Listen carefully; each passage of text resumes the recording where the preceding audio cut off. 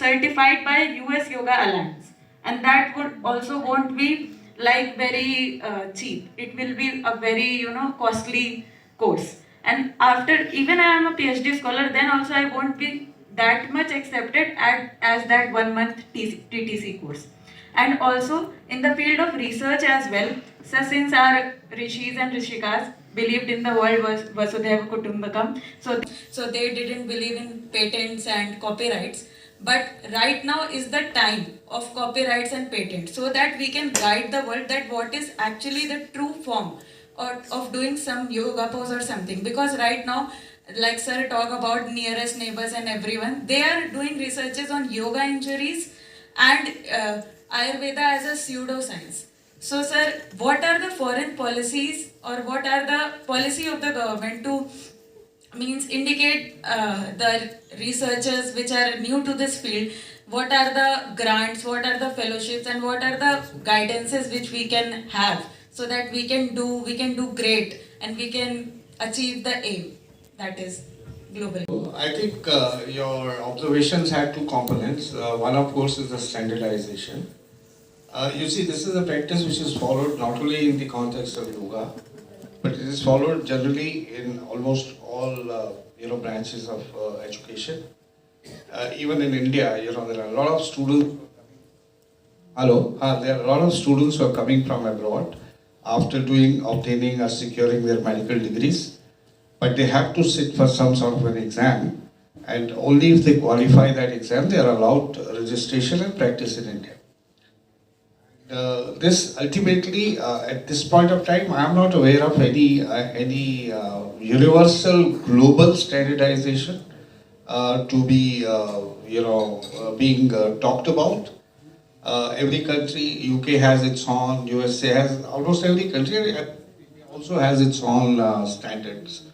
So, but on bilateral basis, we are trying to work out arrangements and agreements with many countries where there is a mutual recognition of degrees, right?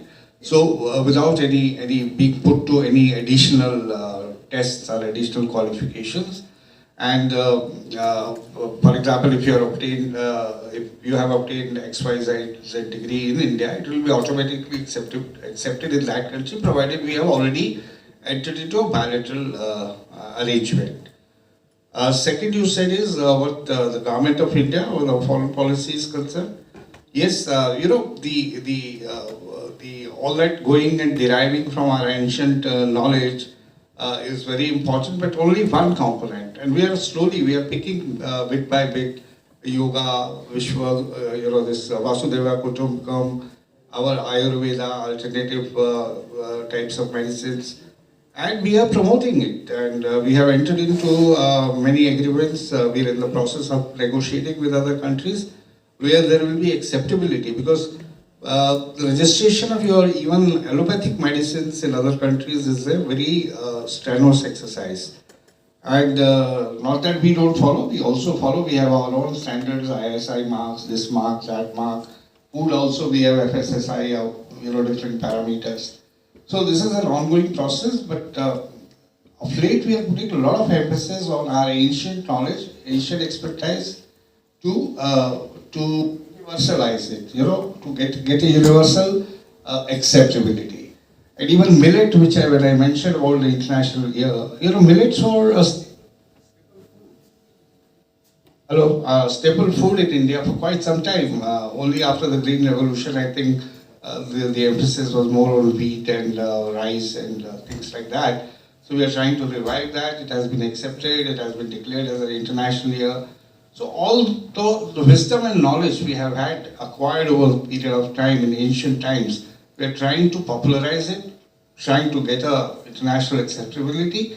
And then many issues which are procedural in nature, which are addressed on a bilateral basis. And about what is government doing to facilitate, I think Indian Council for Cultural Relations and there are other organizations within India which have some scholarships and other programs. Funding is available, so probably you will have to surf through their website and see exactly what you are looking for and whether it meets your needs and aspirations.